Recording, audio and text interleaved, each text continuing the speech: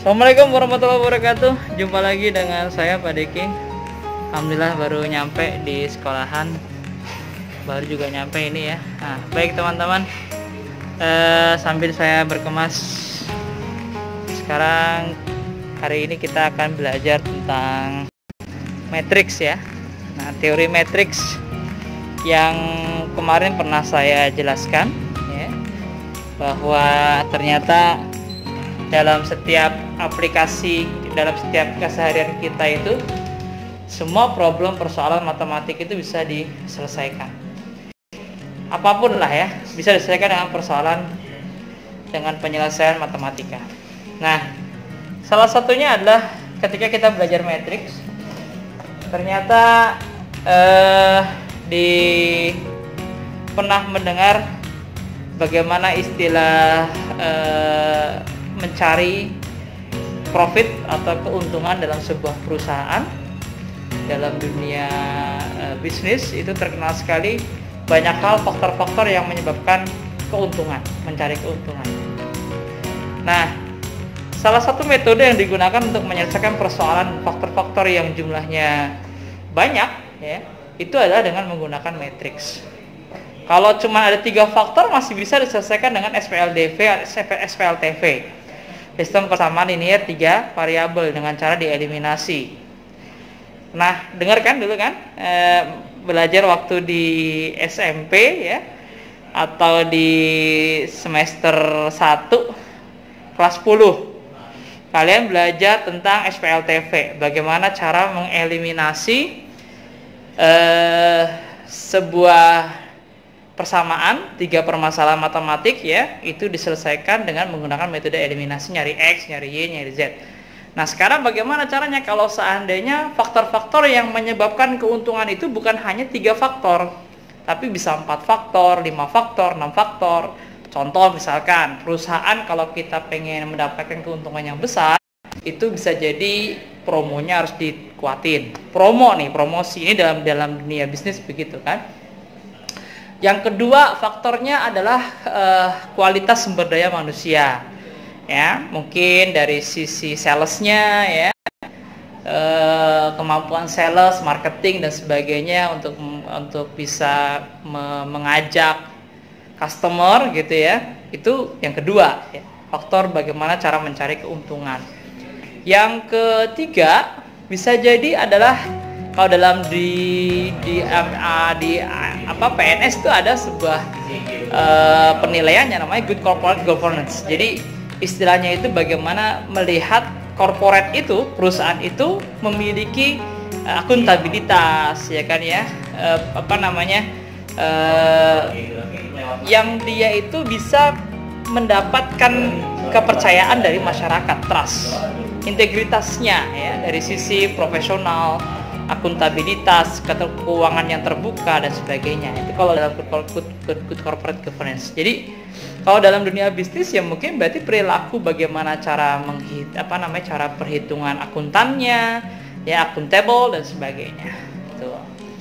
Terus apalagi faktornya? Bukan cuma 3, ternyata ada 4. Bisa jadi masalahnya adalah timingnya tidak tepat, ketika dia promo nggak tepat.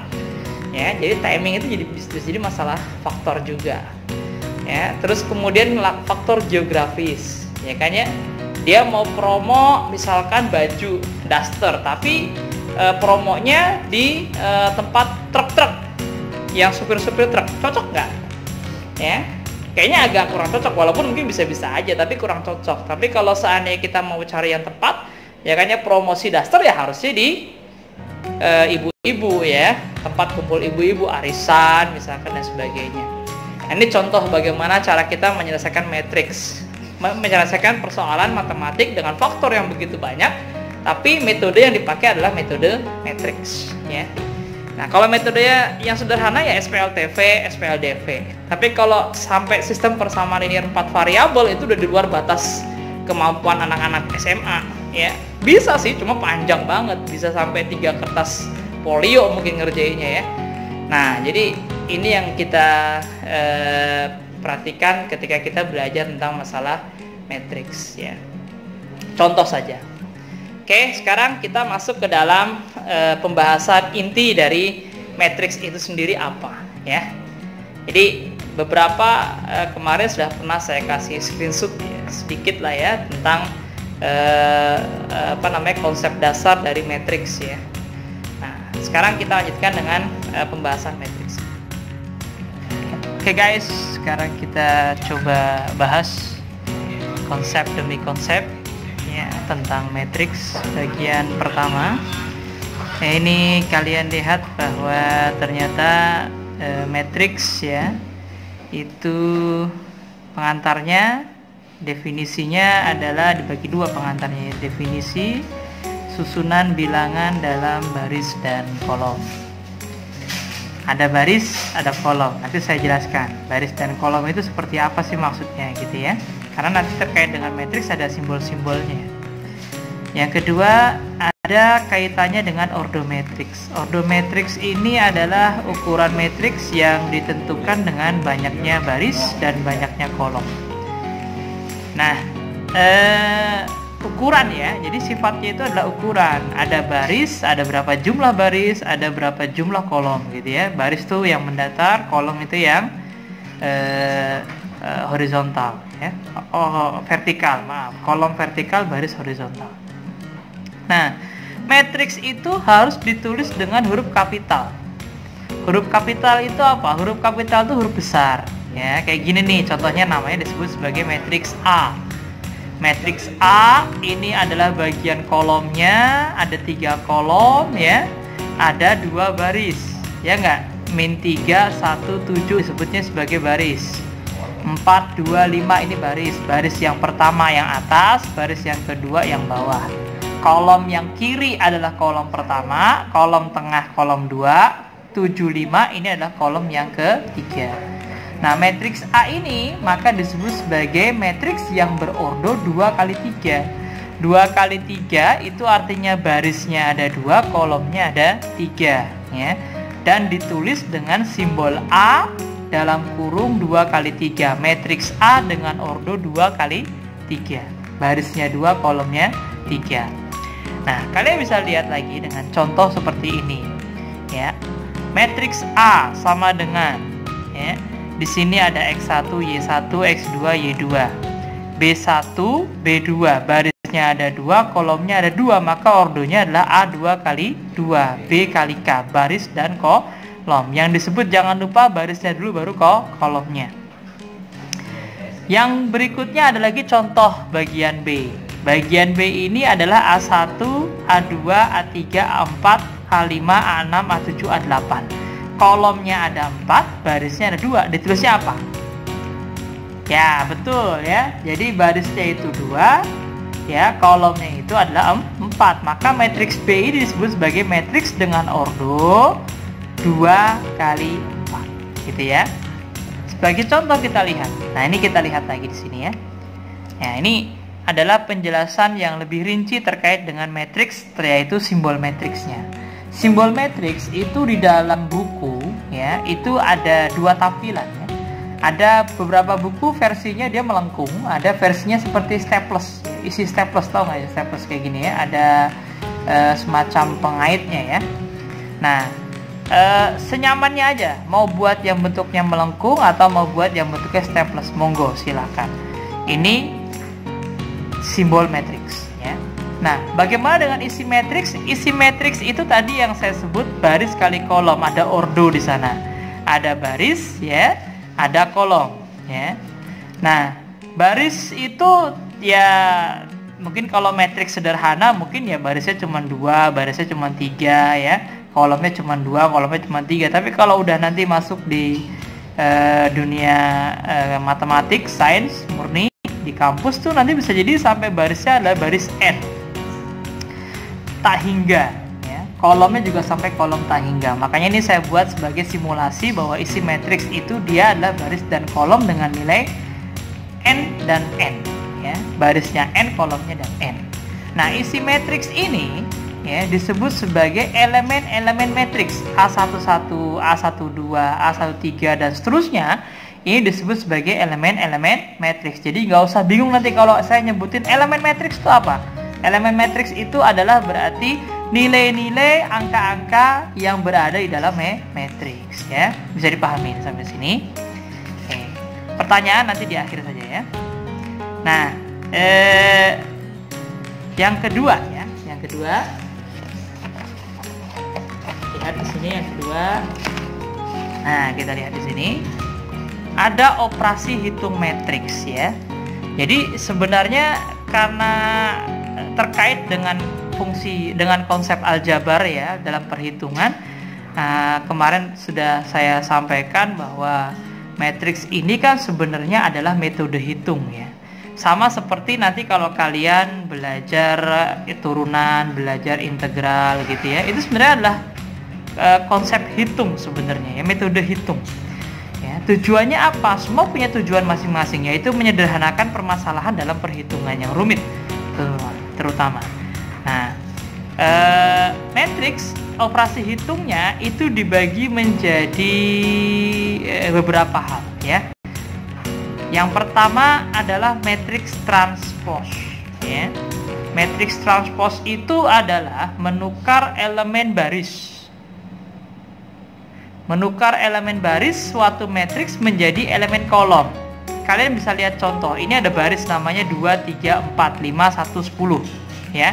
Cara bacanya itu adalah baris 2, 3, 4, 5, 1, 10 atau mau 2, 5, 3, 1, 4, 10. Yang jelas ini kita tahu bahwa ordonya 2 kali 3 kan ya. Barisnya 2, kolomnya 3. Oke, bisa dipahamin. Nah, transpose itu artinya adalah menukar elemen baris, ini baris ya kan ya, menjadi suatu elemen kolom, menjadi matriks elemen dengan matriks elemen kolomnya. Lihat 2, 3, 4 yang tadinya baris ya kan, sekarang menjadi kolom. Baris 1 jadi kolom 1, baris 2 jadi kolom 2. Makanya berubah tuh ordonya, 2 kali 3 jadi 3 kali 2. 3 baris, 2 kolom ya. Saya pikir ini mudah ya. Ini nanti kalau ada simbol matriks yang kaitannya dengan matriks transpose, oh iya ini belum ada ya. Saya tulisin di sini ya, matriks transpose. Misalkan di sini saya punya sebuah matriks namanya matriks A. Ya, simbol matriks transpose itu tambahin aja di atasnya ada huruf T. Ada yang beberapa versi buku menulisnya dengan simbol T besar, ada yang beberapa buku pakai simbol T-nya T kecil. Ya, monggo versinya terserah kalian aja enak yang mana. Yang kedua ya, yang kedua ini adalah kesamaan matriks ya, kesamaan matriks. Dua buah matriks definisinya adalah dua buah matriks yaitu A dan B dikatakan sama jika pertama ordo kedua matriks sama ya. Ordonya harus sama dulu kayak gini misalkan. Ini kan ordonya 2 kali 2 juga ya. Ini juga 2 kali 2, betul ya? Nah, yang kedua syaratnya yaitu elemen yang seletak harus sama. Ini 2, ini X, ini 3, ini 3 harus sama. 4, 4, 3, 3 4, 4, 3, 3 5 sama Y, berarti Y nya ketebak tuh. X nya ketebak ya. Siapa tuh? Yaitu X nya berarti sama dengan 2, Y nya itu sama dengan 5. Artinya nilai X sama dengan 2 dan nilai Y sama dengan 5. Ini yang kedua, tentang operasi hitung matriks ya. Yang ketiga, terkait dengan fungsi penjumlahan dan pengurangan dalam matriks ya. Syaratnya ordonya kedua matriks harus sama-sama. Jadi kesamaan matriks dan penjumlahan pengurangan matriks ya, itu memiliki syarat yang sama, yaitu ordonya harus sama. Kalau ordonya nggak sama nggak bisa. Dan elemen-elemen seletaknya dan kurang nih, elemen-elemen yang seletak ya kan bukan sama, tapi elemen-elemen yang seletak ketika dilakukan operasi penghitungan penjumlahan harus pada elemen yang seletak. Misalkan di sini A di plus dengan P, jangan A dengan Q, nggak boleh ya kan ya, ini dilarang. A dengan Q nggak boleh, tapi A dengan P boleh. Jadinya A plus minus P, karena di sini kan plus minus simbolnya ya. Nah, B itu dengan plus minus Q ya, karena elemen seletaknya B dengan Q, yaitu di baris kedua, baris pertama kolom kedua, baris pertama kolom kedua. B dengan Q, C dengan R, D dengan S, C dengan R, D dengan S dijumlahkan masing-masing ya. Nanti ada contohnya. Oke. Nah, sekarang yang ketiga. ada sifat-sifat penjumlahan matriks ya. Sifat-sifat penjumlahan matriks. A plus B sama dengan B plus A. Jadi matriks A dengan matriks B kalau dijumlahkan itu nilainya akan sama dengan B dengan A. Matriks B dengan A. Matriks yang bersifat ini sifatnya disebut sebagai sifat komutatif ya dalam penghitungan. Ini disebut sebagai sifat asosiatif dalam penghitungan. Ya, kalau asosiatif itu berarti berlaku pengelompokan dalam penjumlahan matriks ya. A plus dalam kurung B plus C dalam kurung A plus B plus C. Jadi nilai sama ya, mau diutak-atik bagaimanapun nilainya akan sama terkait dengan fungsi penjumlahan matriks ya. Tidak boleh ada sifat-sifat pengurangan matriks. Sifat-sifat pengurangan matriks itu nggak pernah ada karena dia nggak akan pernah bisa komutatif, nggak akan pernah bisa asosiatif ya. Jadi yang hanya berlaku untuk komutatif dan berlaku asosiatif itu hanya pada sifat-sifat penjumlahan matriks. Nah, kita lihat di sini yang berikutnya, yaitu tentang perkalian skalar dengan matriks ya. Nah, ini yang berikutnya ya. Tadi kan sifat penjumlahan pengurangan ya. Nah, sekarang ini yang keempat ya, yang keempat. Perkalian skalar dengan matriks. Caranya, kalikan semua elemen matriks dengan skalarnya. Semua elemen matriks itu yang berada di dalam matriks A, B, C, D ya kan ya, dikalikan dengan skalarnya. Ini skalar namanya nih. K ini disebut sebagai skalar. K itu adalah skalarnya ya. Kalau dalam bahasa lain disebut sebagai konstantanya ya kan ya, tapi di sini bukan konstanta. Kalau konstanta itu kan dia nggak punya variabel ya. Nah, makanya di sini disebut sebagai skalar dalam penghitungan dengan matriks. Maka perkaliannya itu adalah perkalian elemen matriksnya dengan skalarnya. Tinggal dikali aja, masukin ke dalam. K kali A, K kali B, K kali C, K kali D, ya kan ya. Contoh, diketahui matriks. Matriks A nilainya 3, 5, 6, 1. Yang ditanya 5A. Berarti yang dijawab adalah 5 dikali 3, 5 dikali 5, 5 dikali 6, 5 dikali 1. Jadinya 15, 25, 30, dan 5. Ya, masih sederhana ya, masih sederhana. Belum terlalu rumit ya kan ya. Nanti kita lihat yang ini agak lumayan rumit nih, udah mulai nih. Perkalian matriks dengan matriks ya.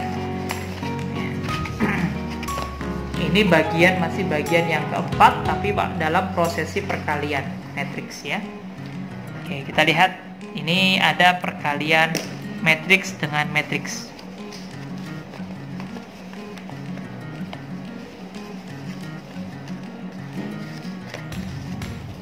Ya, kita bisa lihat ya, perkalian matriks dengan matriks ya. Sebentar. Oke, kita lihat di sini ya, perkalian matriks dengan matriks. Matriks A dikalikan dengan matriks B menghasilkan matriks C. Ditulisnya A kali B sama dengan C.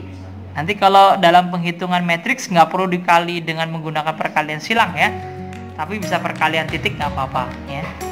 Syaratnya banyak kolom A harus sama dengan banyak baris pada kolom B. Jadi banyak kolom pada matriks A, banyaknya kolom pada matriks A harus sama dengan banyaknya baris pada matriks B. Ini syarat nih ya, ini syarat. Yang kedua ya, elemen C adalah jumlah dari perkalian elemen baris A dengan elemen kolom B yang sekawan. Mumpet kan? Kita lihat ilustrasi aja. Nah, kita lihat ilustrasinya. Ini ada matriks A dengan nilai M kali N ordonya, dan matriks B dengan nilai ordonya N kali P. Kalian lihat, ini adalah syarat. Yang saya warnain hijau ini namanya syarat. Kolom di matriks pertama, yaitu di A ya, harus sama dengan baris di matriks B atau di matriks yang kedua. Ini syaratnya. Kalau tidak terjadi kesamaan ini, berarti tidak terjadi syarat terpenuhi. Kalau namanya syarat nggak dipenuhi, berarti tidak perlu dilanjutkan ya. Namanya kalau seandainya orang ditanya, lo mau nikah nggak gitu kan ya, ada syaratnya nih dikasih sama bapaknya. Nyata lo nggak mau memenuhi, ya udah berarti kalau gitu juga nggak usah diterusin ya. Berarti itu namanya kamu ditolak secara halus. Terus kemudian M dengan P. M dengan P itu berarti adalah hasilnya. Ini cara ini ya, M dengan P ini adalah hasilnya. Ya, M dengan P ini hasil. Kenapa? Karena sudah terpenuhi syarat, ya kan ya.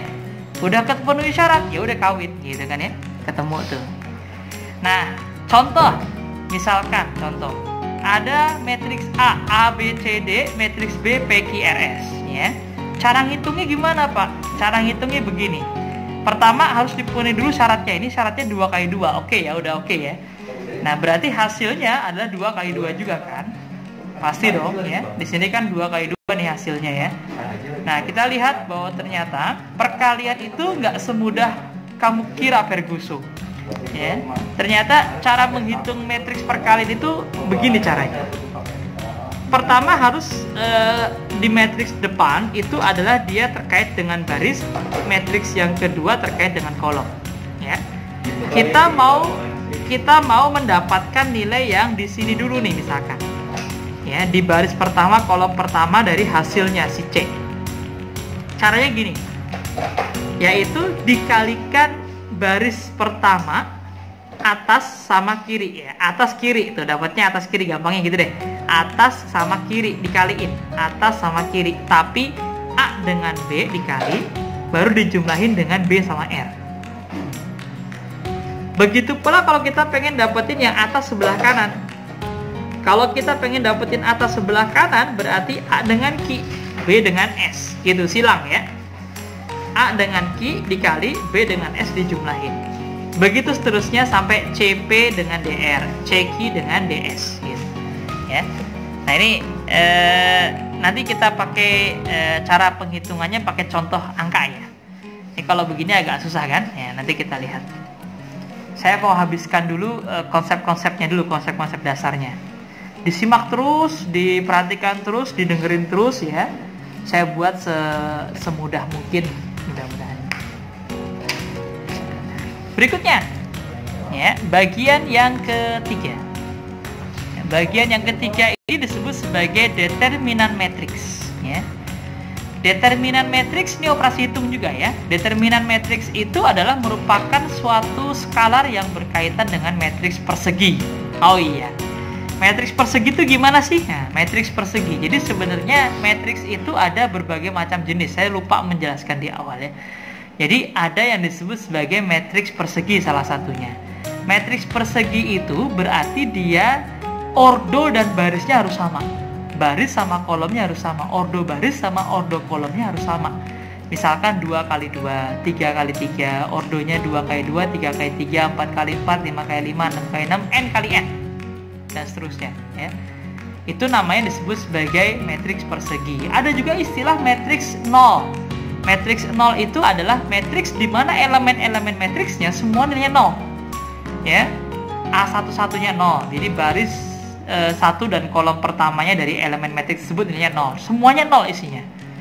Ada yang disebut sebagai matriks diagonal. Ada yang disebut sebagai matriks apa namanya itu? Diagonal ya, matriks persegi, matriks macam-macam banyak lah pokoknya ya. Nanti matriks singular juga ada ya, matriks singular, matriks yang determinannya 0. Ya kan yang disebut sebagai singular. Nah, determinannya 0 kayak gimana? Ini kita jelasin dulu determinan kayak gimana gitu ya. Nah, ini determinan. Determinan matriks itu ditulis dengan det A atau beberapa versi menulis dengan huruf A, ya kan ya, matriks A-nya tapi dikasih pagar. Ya. Nah, dikasih pagar itu artinya adalah bukan staples ya. Ini kalau ini simbol matriksnya bukan simbol matriks tapi simbol determinan. Dia punya hal yang khusus ya, nggak perlu ada staples. Kalau tadi kan ada staplesnya ya. Nah, determinan matriks berordo 2 kali 2. Nah, ini harus kayak begini, namanya matriks persegi nih. Matriks persegi kayak gini, 2 kali 2, 3 kali 3 gitu ya. Cara ngitungnya juga simple banget. Determinan ini paling simple di antara yang lain. Kita punya matriks contohnya yaitu matriks A. Nilai elemen matriksnya A, B, C, D kecil. Determinan A ya kan ya, ini ditulis dengan begini ya kan, terus kemudian dikali silang aja. A dengan D dikali silang jadi AD. Perkalian. Dikurangin B dengan C jadinya BC ya. Di sini adalah AD, di sini adalah BC. Dikurangin atas bawah sama atas dikurangin. Itu sesimpel itu matriks dengan determinan matriks ya. Nah, yang agak naik sedikit ya kalau kesulitannya itu di determinan 3x3, maaf. Determinan 3x3. Determinan matriks A besar ya, ini matriksnya, ini adalah elemen matriks A, B, C, D, E, F, G, H, I. Dihitung determinannya. Sama kayak tadi ngerjainnya, ini disebut sebagai cara Sarus nih. Ini disebut sebagai cara Sarus. Cara Sarus. Cara Sarus ya. Perkaliannya adalah A, E, I, B, F, G, C, D, H. Miring dia, ditambahin 1-2 kolom lagi dari yang depan. Lihat. Yang dua ini ditaruh di sini. Ya. Yang dua ini ditaruh di belakang. A, B, D, E, G, H. Ya, ditulis ulang, terus dikali silang A, E, I, B, F, G, C, D, H.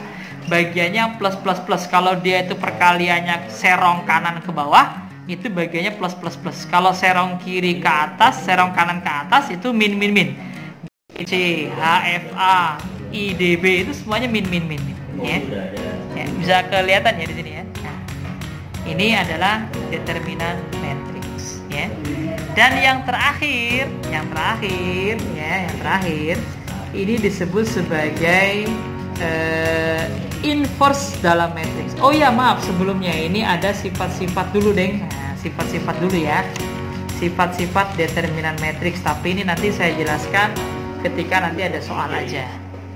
Ini agak sering keluarnya nih soal-soal model begini, kalau keluar sifat-sifat determinan adanya di UTBK. Ya, persiapan masuk perguruan tinggi biasanya. Tapi nggak menutup kemungkinan keluar di USBN atau besok ketika kita ulangan ya, kita tes. Ada sifat determinan matriks 1 2 3 4 5. Determinan matriks A transpos. Ya, daripada kita ngebalik dulu ya kan ya, mending nilainya sama dengan determinan A-nya. Jadi nggak perlu ditranspos, nggak perlu dibalik, nilainya sama gitu kan ya. Ntar kita ambil contoh ya. Determinan A inverse. Nah, A inverse itu belum saya jelasin, nanti kita baru masuk ke sini nanti nih inverse matriknya ya, saya belum jelasin. Nilainya sama dengan seper determinan A.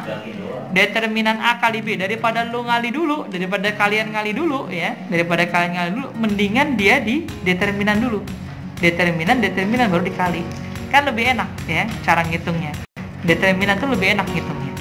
Determinan A pangkat N, maka nilainya adalah determinasi dulu baru kemudian dipangkatin N.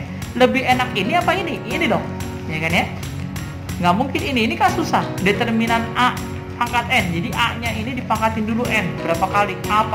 Matriks A-nya 2, 2, 3, 1, tapi dia dipangkatin 3, berarti dia jadinya adalah 2, 2, 3, 1 dikali 2, 2, 3, 1 dikali 2, 2, 3, 1, perkalian 3 kali matriksnya. Waduh, ampun, ribet.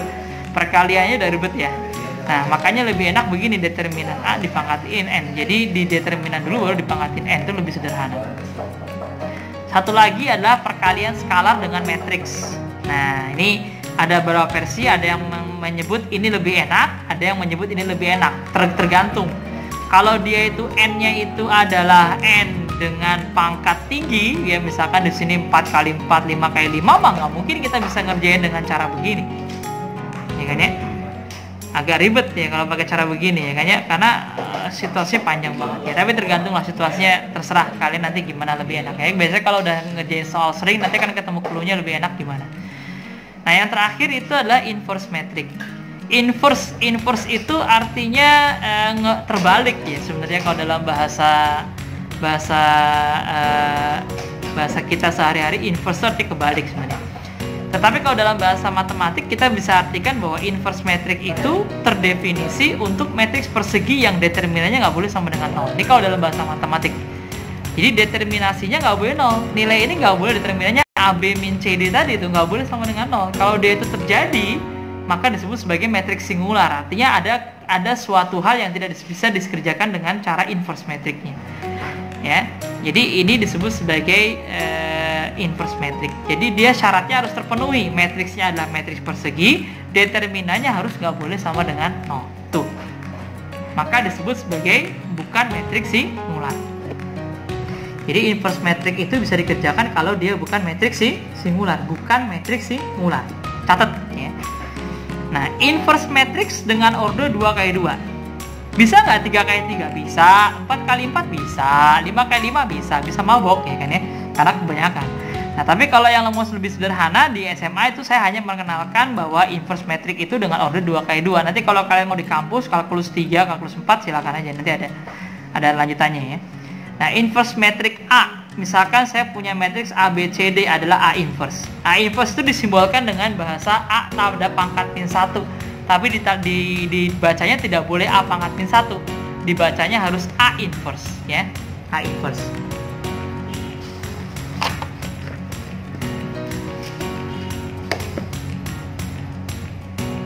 Ya, ini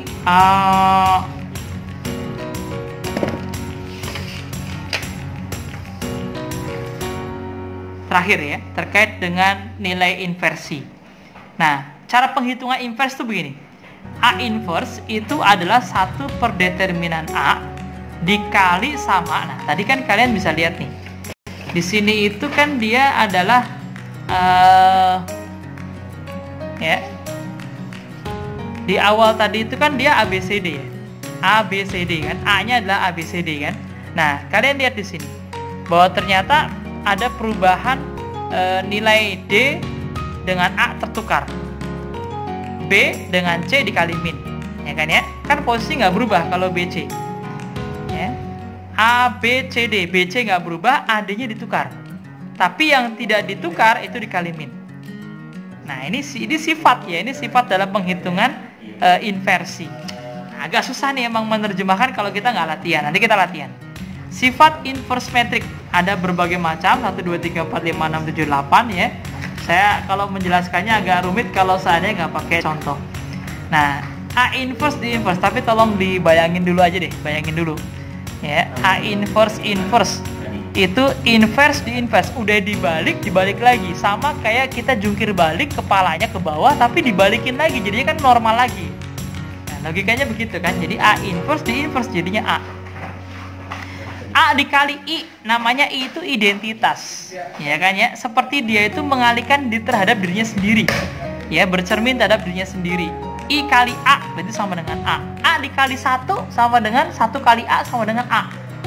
Nah, I dalam matriks itu disebut sebagai angka 1 dalam penghitungan biasa. A dikali A inverse, ya, A inverse dikali A, maka jadinya I. Jadi nggak perlu dihitung lagi. Besok kalau ada soal inverse dikali non inverse-nya, ya kan ya, maka dia adalah nilainya 1 atau I. Nah, I itu nilainya apa? I itu nilainya adalah, nah kita lihat I itu adalah bernilai 1001. Ini kalau yang ordonya 2x2 ya. I itu bisa berarti nilainya adalah 1 0 0 0 1 0 0 0 1. Jadi kayak matriks yang bernilai 1 ini akan selalu sebuah matriks apapun kalau dikali terhadap dia ya dengan ordo yang sama, itu nanti hasilnya akan bernilai dirinya sendiri ya. Nah, I itu disimbolkan dengan bilangan angka 1 diagonal kiri, ya kan ya, diagonal kiri. 4 kali 4 juga ada 1 1 1 1. 4 kali 4, 5 kali 5 1 1 1 1 1, ya kan ya, lainnya 0 semua ya. Ya, ini adalah tentang identitas ya. Menjelaskan ini ya. A inverse sama dengan B, maka A sama dengan B inverse. Ya, boleh dibalik ya. Nanti ini kalau sama-sama kena inverse, ini kan kalau sama-sama kena inverse nih sebenarnya nih. Nah, ini kan di inverse nih. Di inverse. Kiri kena inverse, kanan kena inverse ya. Jadi kebalik, yang B-nya jadi inverse, A-nya kena inverse dari diri sendiri, jadi kayak begini kan. Gitu. A kali B inverse dibalik, B-nya ke depan, A-nya ke belakang tapi kena inverse. Ya.